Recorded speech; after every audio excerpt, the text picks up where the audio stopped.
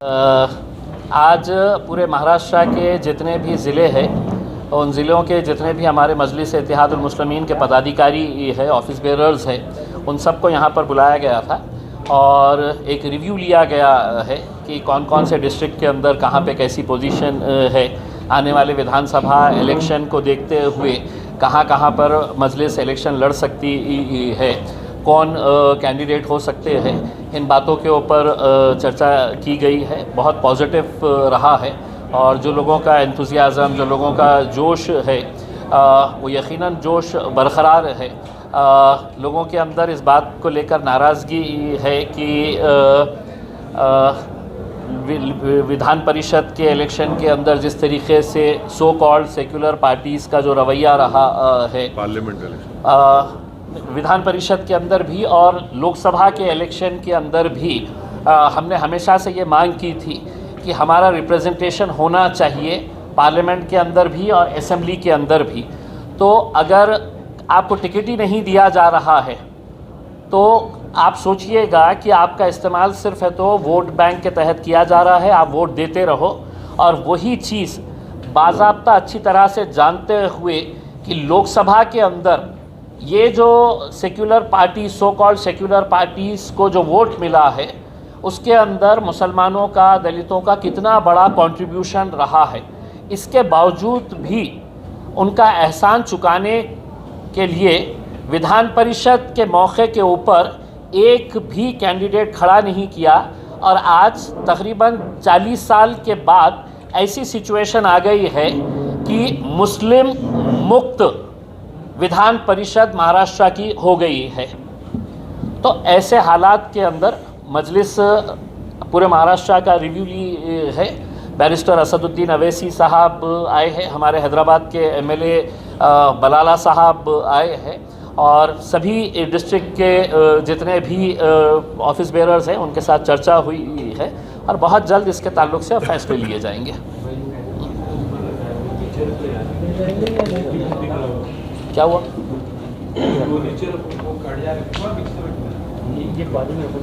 हाँ चलिए,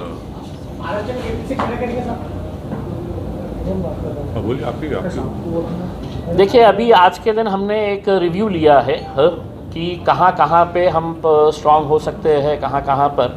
तो नंबर्स तो मैं नहीं बता सकूँगा, लेकिन यकीनन हम काफ़ी अच्छी जगहों के ऊपर इलेक्शन लड़ेंगे और बहुत मजबूती के साथ लड़ेंगे। बोलिए। एकटे लढणार की कोणाला सोबत घेणार? देखिए आज की पोजीशन के अंदर तो हम अकेले हैं।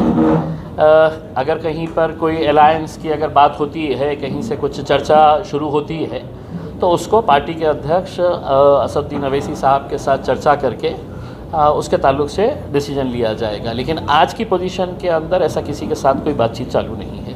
कुछ दिन पहले मनोज जरांगे जी ने कहा था कि महाराष्ट्र में मुस्लिम, दलित और बाकी जो पिछड़े वर्ग है उनको साथ लेकर महाराष्ट्र के आने वाले चुनाव वो लड़ने वाले हैं। तो एमआईएम इसके बारे में क्या सोचती है, क्या सोच है मनोज जरांगे जी के इस पर्याय के बारे में?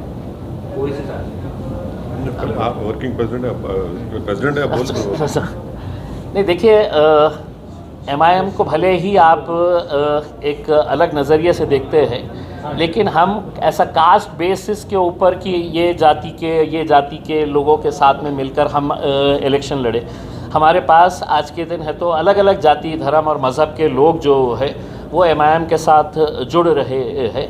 तो जरांगे पाटिल साहब ने जो कहा है, आने वाले वक्त के अंदर पॉलिटिकल सिचुएशन सिनेरियो क्या होने वाला है ये देखने को मिलेगा। हर रोज़ कुछ ना कुछ महाराष्ट्र के अंदर पॉलिटिकल डेवलपमेंट हो रहा है। आज जो एक पार्टी के अंदर है वो रात होए तक दूसरी पार्टी में चले जाता है, सुबह होए तक तीसरी पार्टी में चले जाता है। तो अगले कुछ दिनों के अंदर बहुत कुछ बदलाव आने वाला है। उसके बाद डिसीजन लिया जाएगा अगर किसी को साथ में लेकर चलना है तो। एक सेकंड, ये सवाल का जवाब। इनका जो सवाल था ऐसा है ना कि मैं हमारे जरांगे साहब की बड़ी इज़्ज़त करता हूँ और मैं उनको मुबारकबाद भी देता हूँ कि उनके इस आंदोलन की वजह से 8 मराठा एमपीज़ कामयाब हुए मराठवाड़ा में, और महाराष्ट्र में एक भी मुसलमान एमपी नहीं है। महाराष्ट्र में ओबीसी समाज के एमपी जीत कर आए, मगर एक भी मुसलमान एमपी नहीं जीता। तो ये भारत की जो हमारी जमहूरियत है, हम ये दावा करते कि हमारी जमहूरियत, हमारी लोकशाही जो है वो एक रिप्रेजेंटेटिव फॉर्म ऑफ डेमोक्रेसी है।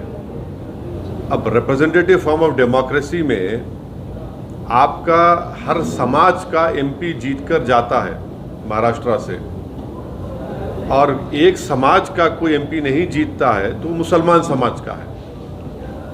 तो ये बात इन तमाम जिम्मेदारों को सोचने की ज़रूरत है, और हमारी कोशिश यही है कि जो औरंगाबाद से इम्तियाज़ जलील साहब को कामयाबी नहीं मिली, इसका ना सिर्फ महाराष्ट्र के पूरे मुस्लिम समाज में एक गम है, गुस्सा है, और वो गम और गुस्सा ये कह रहा है कि भाई हर समाज का आदमी जीत रहा है। हमारा एक एमपी था मुस्लिम समाज का, उसको हराने के लिए सब मिलकर उसको हरा दिए।